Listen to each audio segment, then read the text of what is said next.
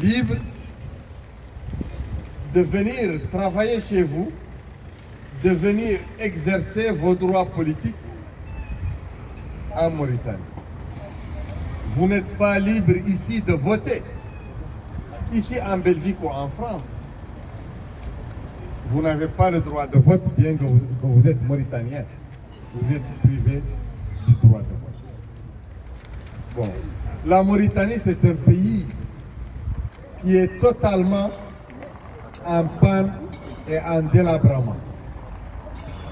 Les Mauritaniens ont soif, bien qu'il y a la possibilité de drainer l'eau du fleuve Sénégal pour abreuver, pour faire boire les Mauritaniens.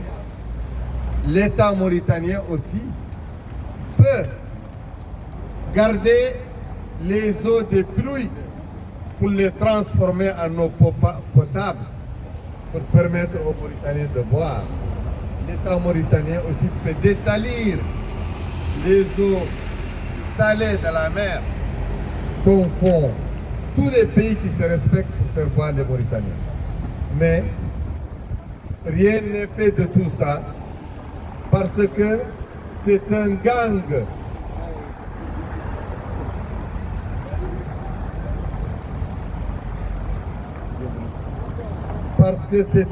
de voleurs, de pilleurs qui sont à la tête de ce pays. Il n'y a pas d'enseignement. Tous les Mauritaniens sont à la recherche d'une manière ou d'une autre qui peut leur permettre d'enseigner leurs enfants. Vous savez qu'il n'y a pas de soins médicaux en Mauritanie. Les Mauritaniens sont approvisionnés en médicaments trafiqués, en faux médicaments. C'est pourquoi le cancer multiforme se développe et gangrène la société mauritanienne, qui est devenue une société de cancéreux et de malades atteints de maladies chroniques.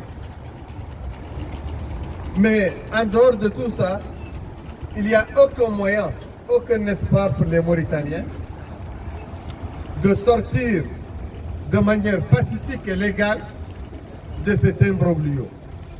Parce que ceux qui ont pris le pays en main refusent toute forme de jeu démocratique, transparent, équitable et juste. Ceux qui détiennent le pouvoir refusent la démocratie, refusent l'alternance, refusent la liberté, refusent toute forme de liberté. Et les Mauritaniens sont sous le coup de la clique qui mène une gouvernance de division. Les Mauritaniens sont divisés et certains, voire la majorité des Mauritaniens, on leur applique une gouvernance raciste, une gouvernance esclavagiste. Et pour ceux parmi les Mauritaniens qui sont des Arabo-berbères, on leur applique une gouvernance d'exclusion tribale. C'est pourquoi les prisons sont ouvertes pour tous les lanceurs d'alerte, toute personne qui s'exprime contre le système, contre le pouvoir, toute personne qui milite pour une Mauritanie meilleure. Les prisons en Mauritanie sont pleines de prisonniers d'opinion, sont pleins de prisonniers victimes de règlements de compte par les gangs qui dirigent le pays. La Mauritanie est un pays très dangereux pour ses citoyens. C'est un pays extrêmement dangereux pour les Mauritaniens.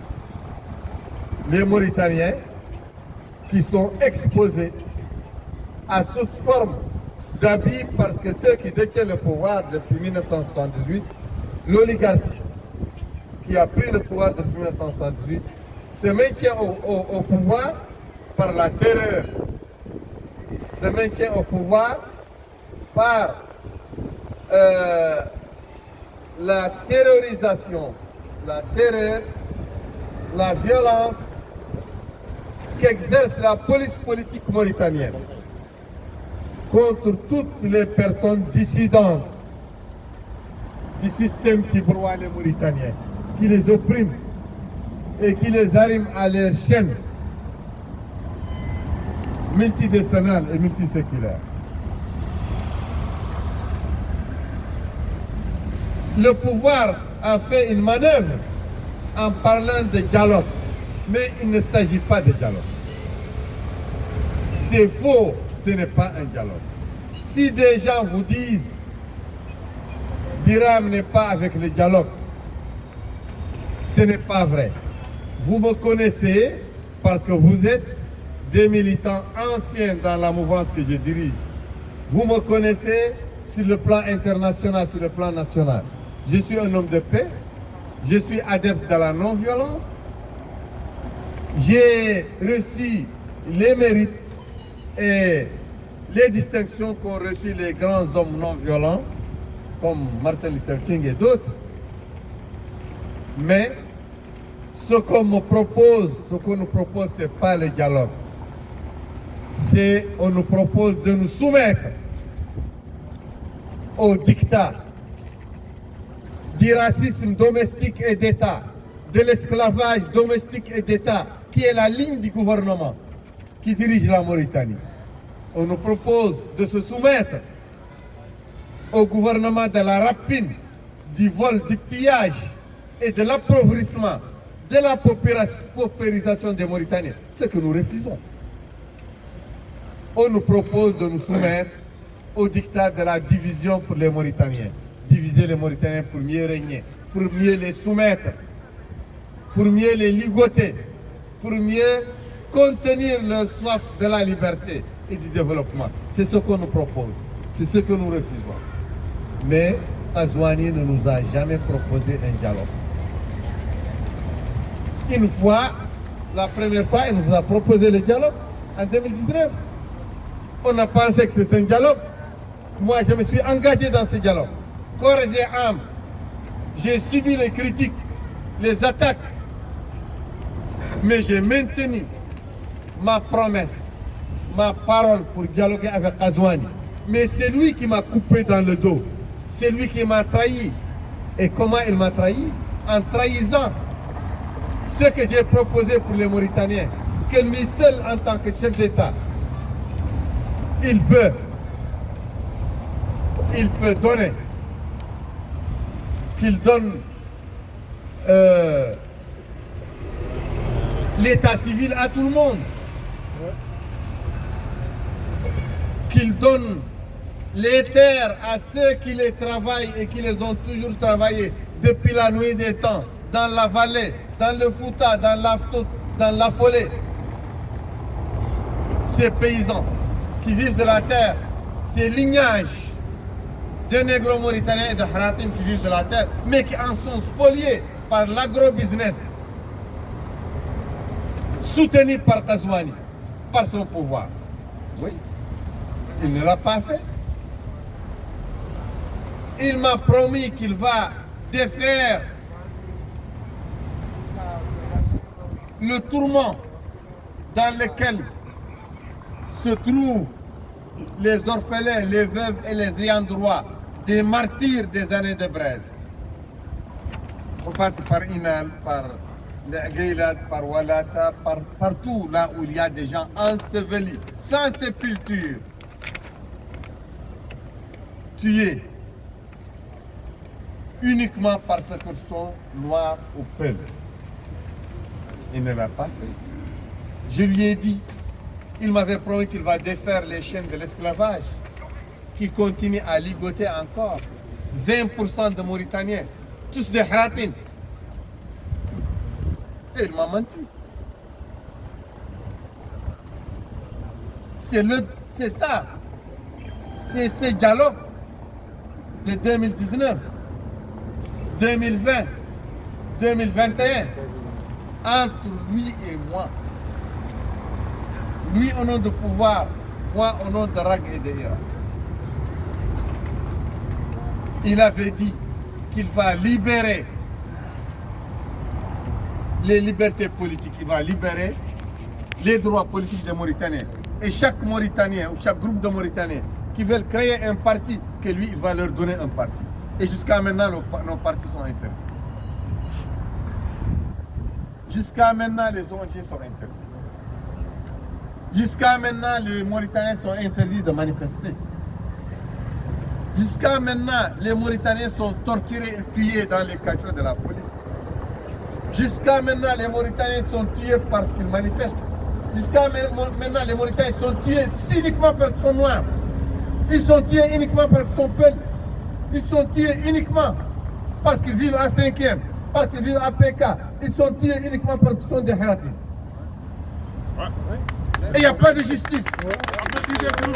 Jusqu'à maintenant, les jeunes Mauritaniens sont empêchés de faire des festivités pendant les week-ends. Pendant les occasions de joie, les Mauritaniens sont empêchés, frappés par la police. Ils sont exploités par la police, spoliés de leurs biens, de leur argent, sans que la justice ne soit faite. Et tous les Mauritaniens sont dans cette prison. Les jeunes, les cadres, morts, qui veulent aller du côté de la légalité et de la fraternité entre eux et leurs frères noirs, ils sont persécutés. Ils sont rejetés. Ils sont calomniés, ils sont diabolisés. Ils sont privés de leurs plus simples droits. Ce dialogue, c'est lui qui l'a trahi. Mais moi, on ne va pas me mordre la main dans un trou 2 fois.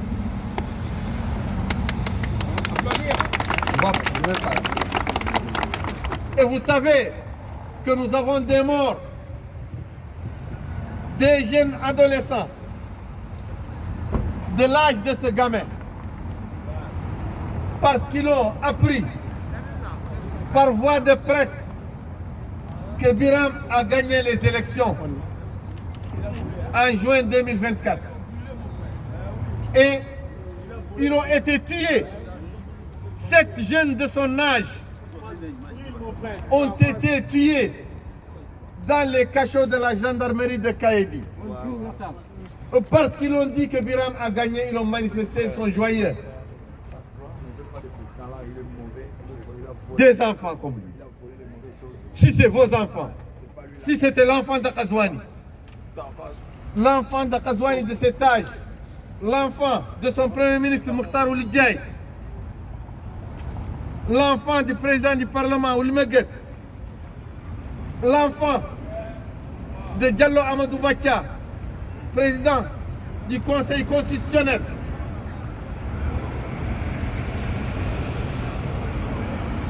si c'était leurs enfants, l'un de leurs enfants qui a été tué, est-ce qu'ils vont être tranquilles dans leur bureau, dans leur fauteuil, en train de manger l'argent du peuple? Et voilà, nous, on a perdu des enfants comme ça. On a perdu 7 enfants de cet âge. 7 enfants de son âge. Parce qu'ils ont manifesté, parce qu'ils ont vu qu'à chaque fois qu'ils agissent dans le cadre de la démocratie, dans le cadre de la loi démocratique, des règles démocratiques, par le vote, leur vote, la victoire de leur vote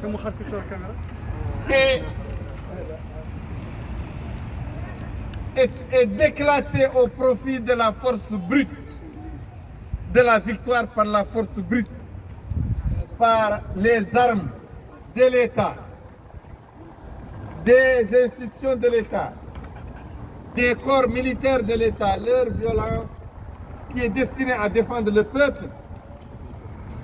Le pouvoir de Kazouani l'a détourné pour cette violence, s'attaque aux jeunes de son âge, aux enfants de son âge.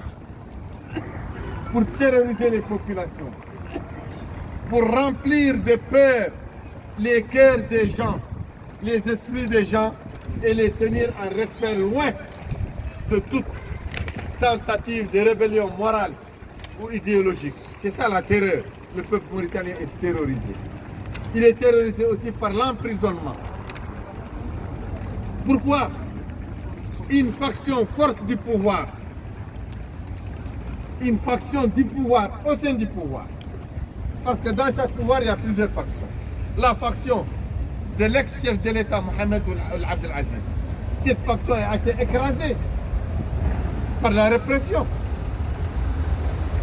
Le président de son parti, Seydina Ali Mohamed Khouna, est en prison parce qu'il est en rupture avec le groupe dirigeant, avec la secte dirigeante, avec le clan dirigeant, le clan d'Aqazouani. Ould Abdel Aziz lui-même est en prison, pas à cause du vol, parce que ceux qui l'ont emprisonné sont des voleurs, de très grands voleurs, qui n'ont jamais fait dans leur vie que le vol. Mais lui, il est emprisonné, pas parce qu'il est un voleur, mais parce qu'il les dérange.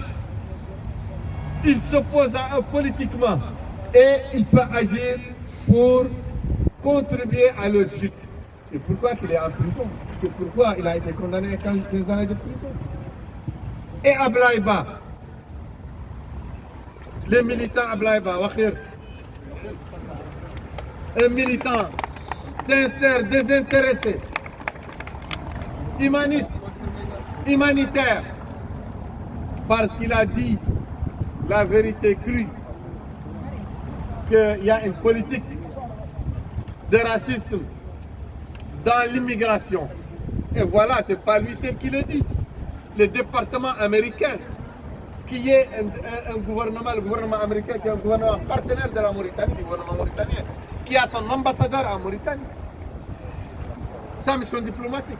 Ce gouvernement a dit que la Mauritanie pratique le racisme, la violence, la torture contre les immigrés. Ce n'est pas Ablaïba seul qui l'a dit. Et le rapport de Human Rights Watch, qui est une organisation internationale réputée pour sa rectitude, il a dit qu'il y a un racisme violent au sein des services de sécurité mauritaniens contre les immigrés, dans le gouvernement mauritanien contre les immigrés. Et le gouvernement mauritanien ne peut pas dire que Human Rights Watch les a attaqués parce qu'ils sont de bons musulmans. Parce qu'ils sont musulmans. Parce qu'ils ne sont pas européens. Non. Human Rights Watch a attaqué aussi l'Union européenne et l'Espagne, qu'elle a accusé d'être complice de la Mauritanie. Donc on ne peut pas accuser Human Rights Watch d'être raciste ou ségrégationniste vis-à-vis de la Mauritanie. Et il y a d'autres prisonniers politiques. Il y a tout récemment la femme Ahmed Khouna, victime d'une injustice criante, mise en prison. Elle est sortie qu'avant-hier. Il y a Ali Bakar, le lanceur d'alerte sur le danger de la destruction de l'écologie maritime, qui est en prison, qui est torturé en prison, humilié en prison. Donc, je convie tous les Mauritaniens en Belgique, en Europe, à redoubler d'efforts, à redoubler de vigilance, à redoubler d'engagement et à s'engager encore davantage pour la sensibilisation, pour la chute du système de gouvernance, de vol, de gabegie, d'esclavage, de racisme, de tribalisme et de contrefaçon des vérités en Mauritanie. Voilà. Merci le Président. Merci. Merci beaucoup.